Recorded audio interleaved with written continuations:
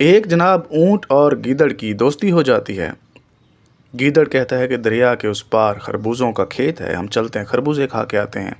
ऊंट भी राज़ी हो जाता है। जब दरिया के अंदर से गुजरना होता है तो गीदड़ जो है वो ऊंट की पीठ पे सवार हो जाता है। ऊंट जो है वो दरिया क्रॉस कर लेता है। यूँ चलते चलते वो जो है वो खेतों में पहुंच जाते हैं, खरबूजे के खेतों में पहुंच जाते हैं और पेट भर के खरबूजा खाने लगते हैं।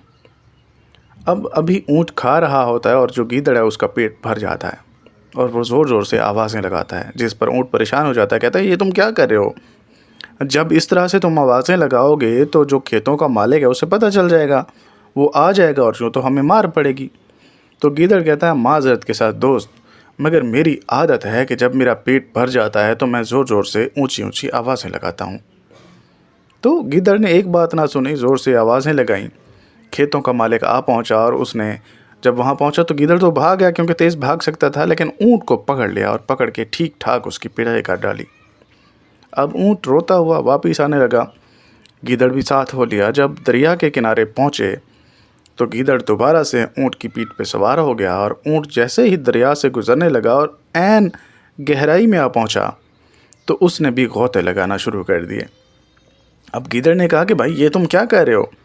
तो ऊँट ने कहा, माजरत के साथ दोस्त, मगर मार खाने के बाद मैं पानी में गौते ज़रूर लगाता हूँ। तो माजरत के साथ। अब जो गीदड़ है वो मिन्नतें तरले करता रहा कि ना करो, ऐसा मत करो, मैं डूब जाऊँगा। मगर ऊँट ने एक बात ना सुनी और यूँ गीदड़ जो है वो डूब गया। तो इसे कहते हैं जैसी करनी वैसी भरनी। ज़िंदगी में बाज़ औक़ात कुछ लोगों को वो ज़बान समझ आती है जिस ज़ुबान में वो ख़ुद बात करते हैं। अच्छे लोगों की और अच्छी ज़ुबान समझ नहीं आती। तो बाज़ औक़ात जब तक हम अपनी ज़िंदगी में नुकसान ना उठा लें, हमें दूसरों के नुकसान का अंदाज़ा नहीं होता। अगर आप एग्री करते हैं तो कमेंट बॉक्स में यस लिख दीजिए।